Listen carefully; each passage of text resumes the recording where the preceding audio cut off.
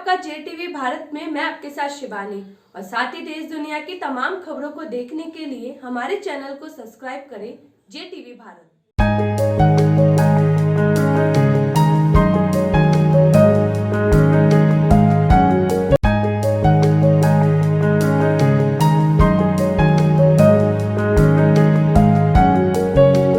महाकाल की सवारी में अब केंद्रीय भैरवगढ़ जेल का भी होगा बैंड।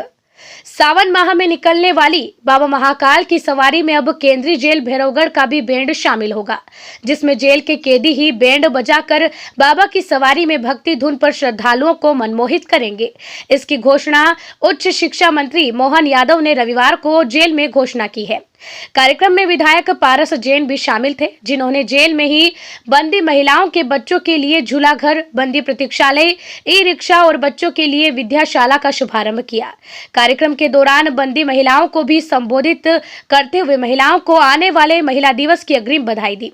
इस बीच अपने उद्बोधन में उच्च शिक्षा मंत्री यादव ने जेल अधीक्षक उषा राजे की लगन को देखते हुए जेल में जल्द ही खुली जेल, पेट्रोल पंप व कारखानों को जल्द सुचारू रूप से शुरू करवाने का वादा किया है। जेल व्यवस्था को देखते हुए उच्च शिक्षा मंत्री विधायक पारस जैन ने जेल अधीक्षक को प्रोत्साहित किया और बधाई भी दी। देखिए इस रिपोर्ट में। पारस जैन साहब हमारे वरिष्ठ नेता, वरिष्ठ विधायक हमारे साथ थे और कुल मिलाकर के जेल के अंदर आज 3-4 सौगात भी नई दी गई।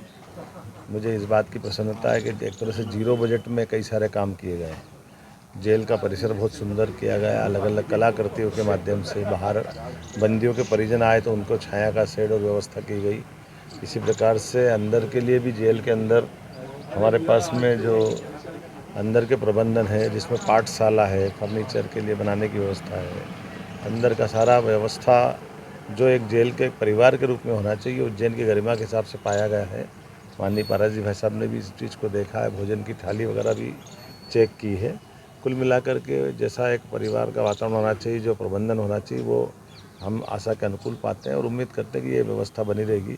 कुछ अंदर की कठिनाइयाँ भी बताई जो भविष्य की दृष्टि से काम आएगी, जैसे ये जो हमारे दोनों गेट के बीच में शेड बन जाए, एक वॉच टावर और बनाने की बात है। इस प्रकार से जो फैक्ट्रियाँ हैं, फैक्ट्रियों को कहीं शिफ्ट करके जो बंदी की जो संख्या बढ़ रही है, उनके प्रबंधन की बात भी है। उम्मीद कर रहे हैं कि हम ये माननीय नरोत्तम मिश्रा जी जेल मंत्री और हमारे वित्त मंत्री के साथ मिलकर के इस समस्या का हल माननीय शिवराज सिंह जी चौहान उदार मना है, सारे प्रबंधन ऐसे करेंगे जिसके माध्यम से सब ठीक हो सके। एक अच्छा सुझाव ये आया कि जो हमारा अपना पेट्रोल पंप मंजूर है, उस पेट्रोल पंप के लिए भी हम प्रयास करेंगे। इस प्रकार से भोपाल के अंडा जेल की तर्ज पर यहाँ पर भी अंडा जेल बनाई जा सकती है। लगभग 38 बीघा ज़मीन यहाँ है, तो जितना जो हो सकता है वो ज़रूर करेंगे। लेकिन जेल के अंदर का परिवेश और वातावरण ये स्वस्थ बना रहे और मनोचित्त से भी आदमी अंदर से ठीक महसूस करे, इसकी आवश्यकता है और ये मुझे संतोष है कि ये सब प्रबंधन यहाँ किए जाए। खुली जेल के लिए भी विचार किया जाएगा। खुली जेल तो मंजूर भी हो गई और हमें CS क्षेत्र की परमिशन दे दी। बहुत जल्दी PIU से चालू करने वाले हैं और 20 सेट की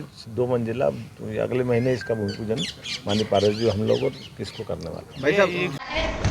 आप सबकी तरफ से मैं अपने सम्मानीय माननीय उच्च शिक्षा मंत्री माननीय श्री मोहन यादव जी का तहे दिल से स्वागत करती हूं, अभिनंदन करती हूं, धन्यवाद करती हूं।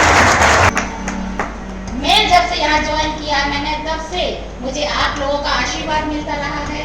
कोई भी समय उज्जैन नगरी के ऐसे प्रबुद्ध वर्ग से जिनका यदि हम पावन गंगा से तुलना करें तो शायद कम नहीं होगा, ऐसे हमारे बीच में हमारे परम सम्मानीय विधायक महोदय श्री पारस जैन साहब उपस्थित हैं। उनका भी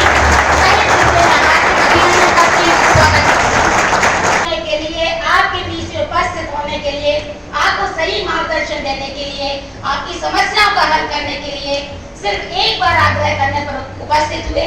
मैं इसके लिए आपका तहे आके उसकी लाज बचाएं। ऐसा मैं चाहूंगी कि आप हमारी महिला बहनों बंदियों के लिए और हमारे भाइयों के लिए एक आवाज में आपका आशीर्वाद मिल जाए, ऐसी मैं अपेक्षा करती हूँ। सम्मानीय के संज्ञान में, दोनों विभूतियों के सम्मान में मैंने अभी जो कुछ हमारी समस्या रखी थी, अधिकांश समस्या सर हमारी ये है कि हमारे पास स्टाफ की कमी तो है, वो चला लेते क्योंकि हमारे बंदी भाई, हमारा स्टाफ बहुत अच्छे से कार्य कर रहा है सर, रात दिन की मेहनत कर रहा है कि